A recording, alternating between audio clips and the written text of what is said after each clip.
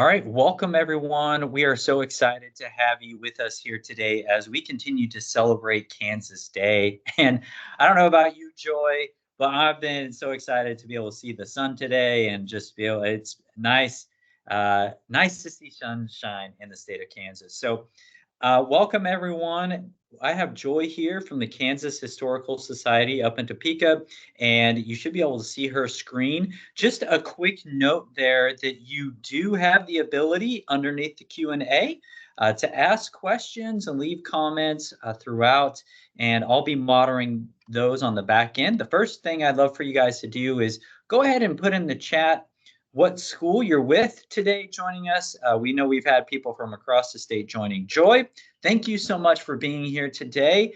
I'm excited to learn about everything that's in a nickname. You have my interest, Joy. Welcome. Thank you, and hello, everybody.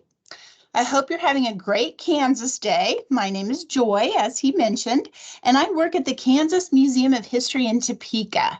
And we're going to learn more about Kansas by exploring some popular nicknames. So first, what is a nickname? Well, it's a made-up name for a person, place, or thing. Nicknames often describe something about that person, place, or thing. They can create a vision in your head. Nicknames can be flattering or not so nice at times. Raise your hand if you know someone who has a nickname. Okay, Joy, I gotta know what is do you have a nickname, or what was the one that came to mind when you raised your hand? Well, I have a nickname, yes. I don't know why, but a lot of friends started calling me Joy Bell. Okay. Not my middle name. Okay. And then some people shortened it to JB, and then it went to Okay. Gibber for some friends. Okay. Okay. Yes. Yeah, Now, I will say, now this was just when I was little, so it probably does describe me, but my nickname when I was younger was Rowdy. So anyone watching Rowdy. You now can tell knows, something. really, I got that name on the soccer field, so it wasn't all a Nice. bad thing. Okay, well, that tells you something about him then, doesn't it? Well, sometimes nicknames are a shortened version of a name, such as Tom for Thomas or Pat for Patricia.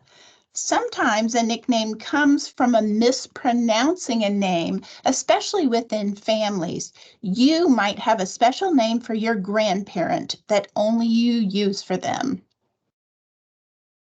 A famous nickname from Kansas was attached to Dwight D. Eisenhower. He was the 34th president of the U.S. He grew up in Abilene, Kansas. He used the slogan, "I like Ike." Ike was his nickname, which came from his last name, Eisenhower. Now, 70 years later, we still know who Ike is. His Presidential Library and Museum are in Abilene, Kansas. Now, nicknames can tell us something about the person. Forrest Allen earned the name Fog because he had a booming voice like a foghorn. He played basketball at KU and he went on to coach there for almost 40 years. Fog Allen is long gone. However, his name lives on. KU's basketball arena is named after him, Allen Fieldhouse. A famous phrase still heard at KU uses his nickname Fog. The banner pictured below here says, "Pay heed, all who enter, beware of the fog." This banner hangs in Allen Fieldhouse, and his nickname has even outlived him. Now, places also have nicknames that tell a story about them. Lindsborg is known as Little Sweden, USA. This nickname tells us the heritage of the settlers who came here in 1860s to form the town of Lindsborg. More than 150 years later, its Swedish heritage is celebrated through festivals, foods, arts, and more. Little Sweden attracts visitors from across the world during their Hillingsfest event that celebrates all things Swedish. The title means Swedish Honoring Festival, and it takes place every other year. You can find Little Sweden on maps and signs around Lindsborg. Cawker City also has a nickname, home of the world's largest ball of twine. Now that's interesting. Frank Stober started winding twine on his farm in 1953. Other farmers started bringing twine to him. In 1961, his twine ball had grown so large that they moved it to town and placed it under a shelter so all could see it. Frank has since passed away, but the community still adds to the ball of twine at the annual Twine-a-thon held every August. This landmark has been mentioned in movies and books, and people travel from near and far to see it. Little did Farmer Frank know that he would bring a nickname to Cawker City. States have nicknames too. These nicknames tell us a lot about that state. Nicknames can relate to the people who settled there, a major industry in the state, or even a park or monument located there. Let's explore what nicknames are used for Kansas. This sign may give us a hint. Raise your hand if you guessed sunflowers. Kansas is often called the sunflower state because it's our state flower. The wild native sunflower grows near roadsides and across fields all over Kansas. The sunflower became our state flower in 1903. That's a long time ago. Sunflowers have been used in advertisements, postcards, and artwork. There was a senator that was responsible for making the sunflower our state flower. Way back in 1901, this senator attended a rodeo in Colorado Springs.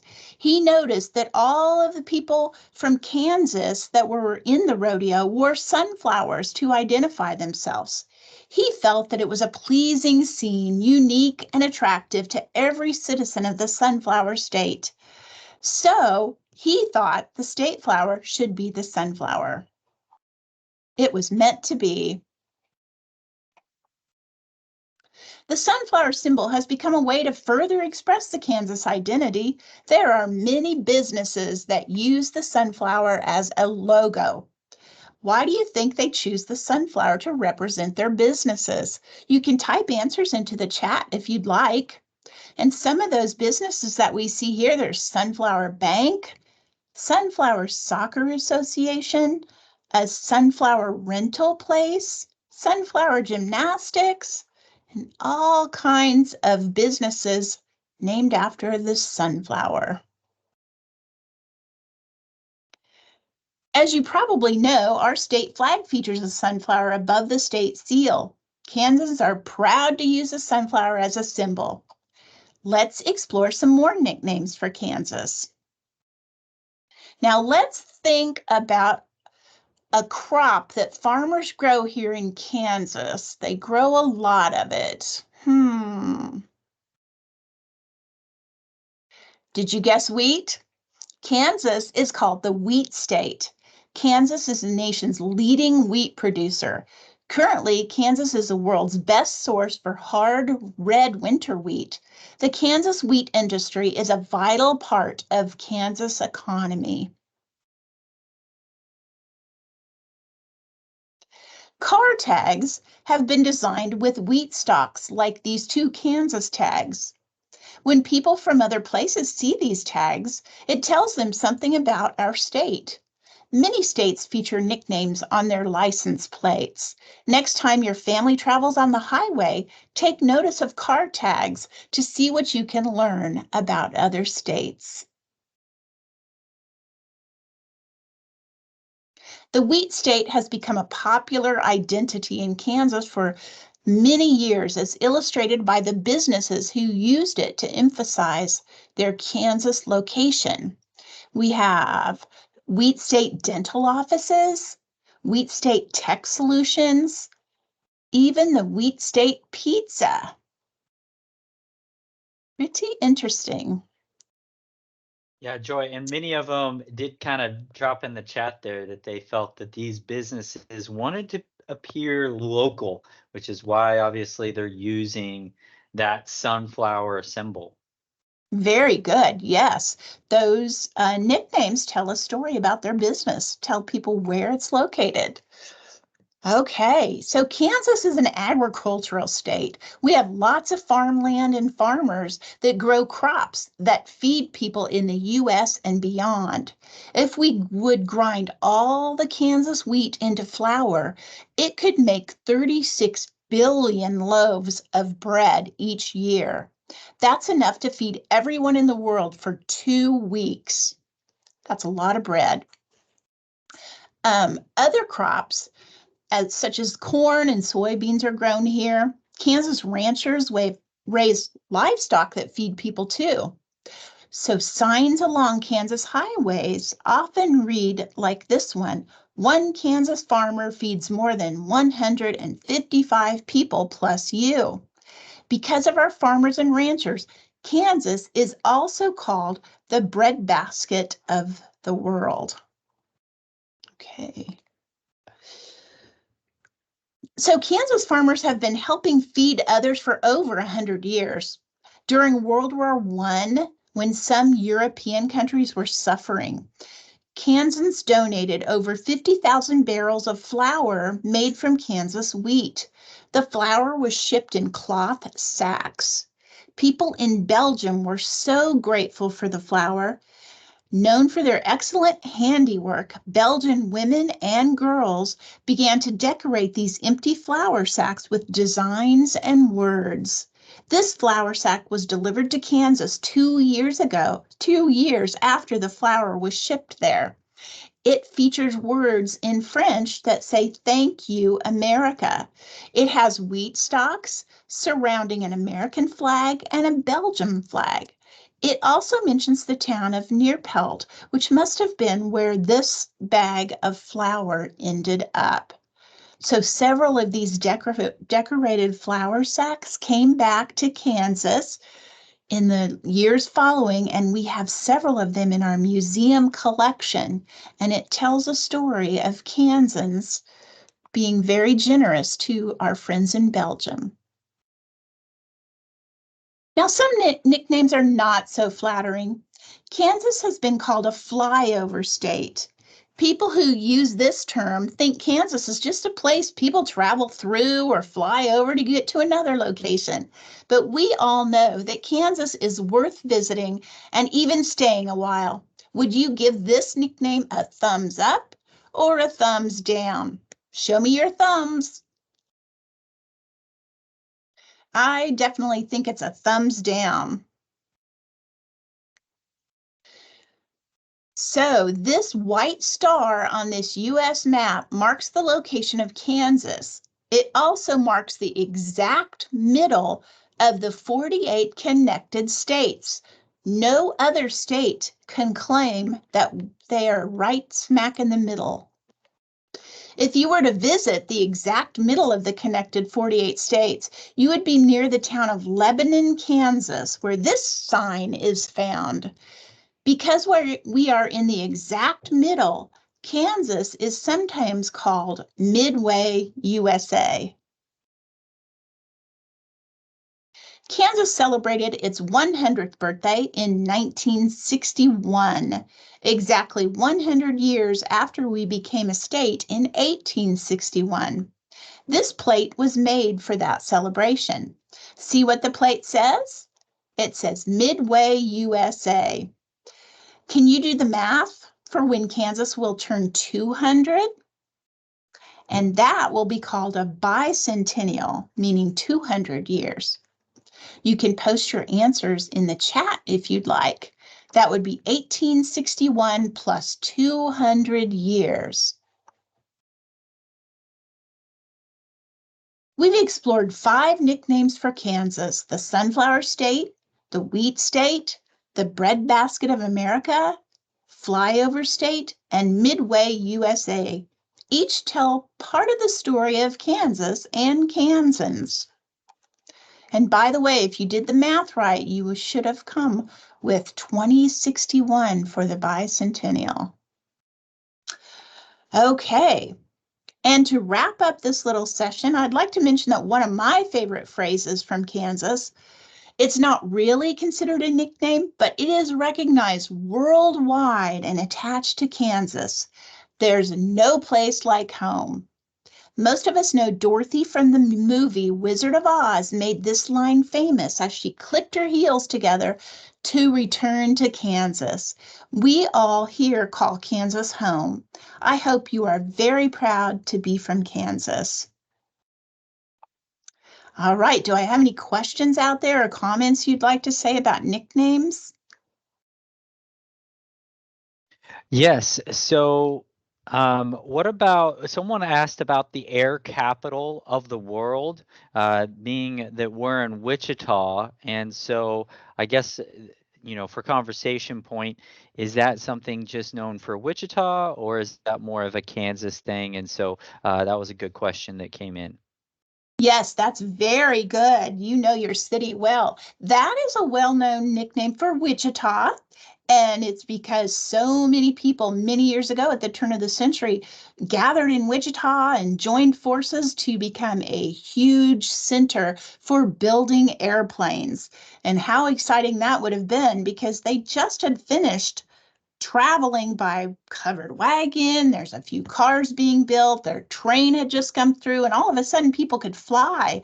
And that was pretty amazing. And so, Wichita was the air capital of the world for a long, long time.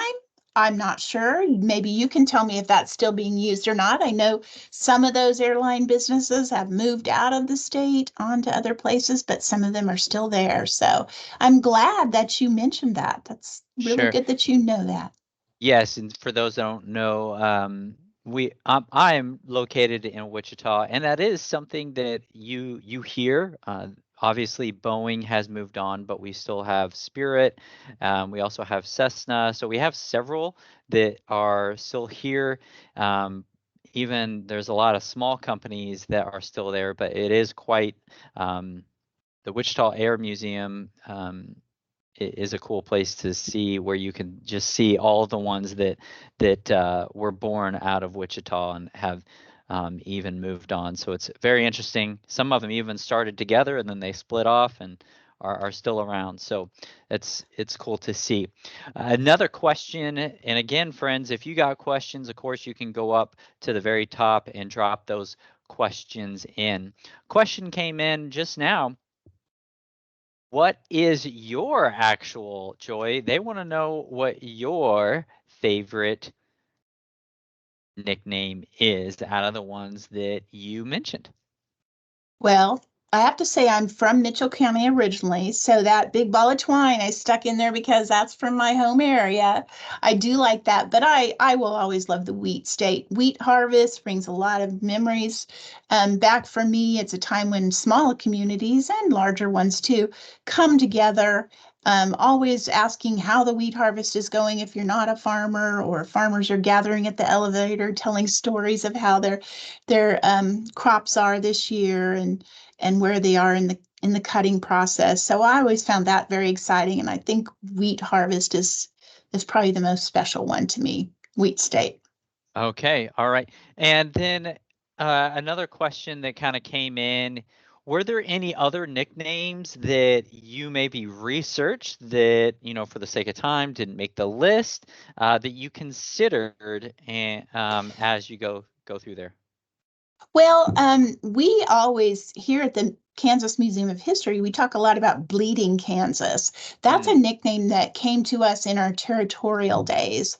And sometimes you have to know a lot about history before you understand what that term means. So I didn't use that one on purpose because some of you have not studied Kansas history yet. But if you have, you would know that that was a time when we were really struggling to become a free state, to enter the Union as a free state. And people were writing about what was going on in Kansas at the time. People were coming over here to support their cause, whether they wanted slavery or no slavery.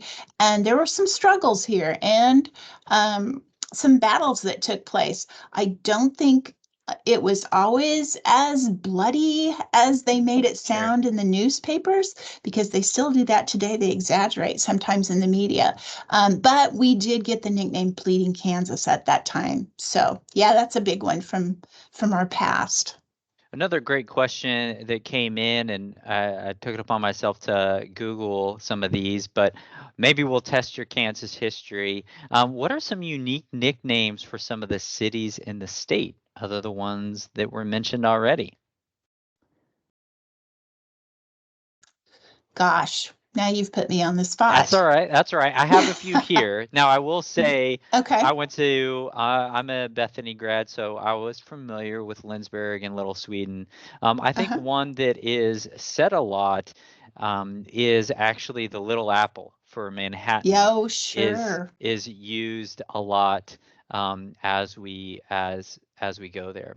Now, another popular one, if for our friends in Wichita, is ICT is used a lot for Wichita, and that's its airport name, ICT. I think it's changed now maybe to Ike. I can't remember, but ICT is something very famous.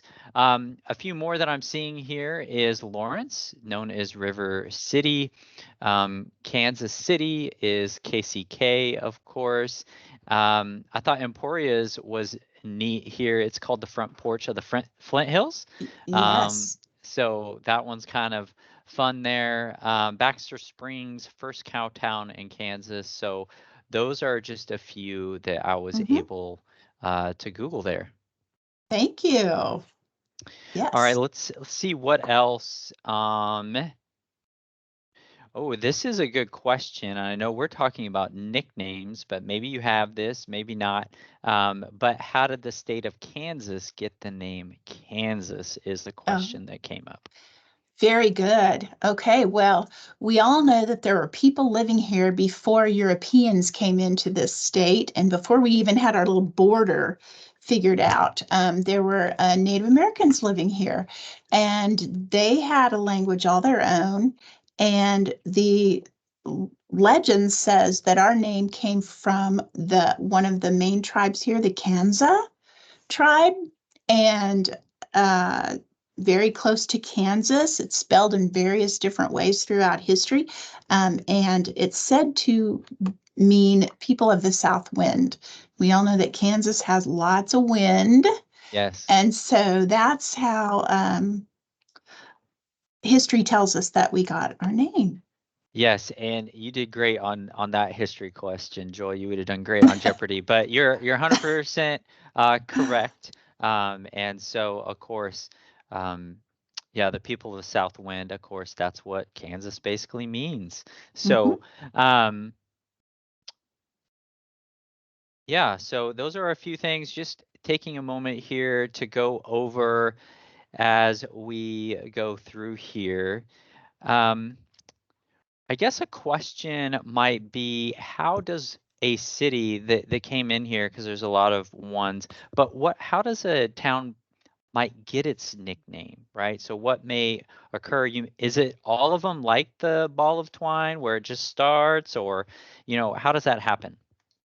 Well, like we talked about, the ball of twine is that some farmers started that ball of twine and it just kind of took off and became an attraction, a tourist attraction for people. But Lindsborg, Little Sweden, becomes because of the people who came there and settled the town. They were mostly of Swedish descent, and so it took on that flavor of the traditions that they brought with them and how they lived their lives and all of that, and it just sort of got the nickname of Little Sweden. There's Little Italy in different towns. A lot of big towns and cities have Chinatowns that talk about the heritage of people in the neighborhoods or in areas, of course. Sure. A lot of our cities were named after Civil War um, soldiers, civil officers, that sort of thing. And I know people who settled towns actually named towns after them. My hometown of Beloit was named after where the person came from, Beloit, Wisconsin. So they just used the same name in Kansas for their town.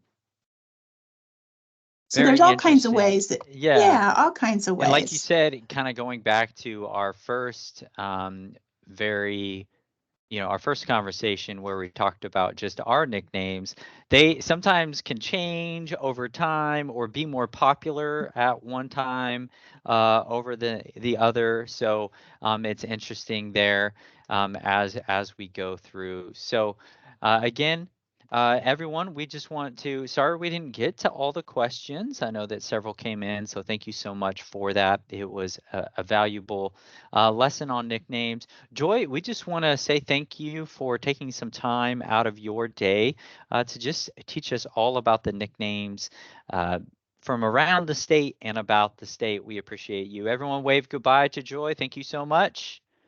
All Bye. right. Happy Kansas Day. All right. Thank you, everyone. Take care. Bye.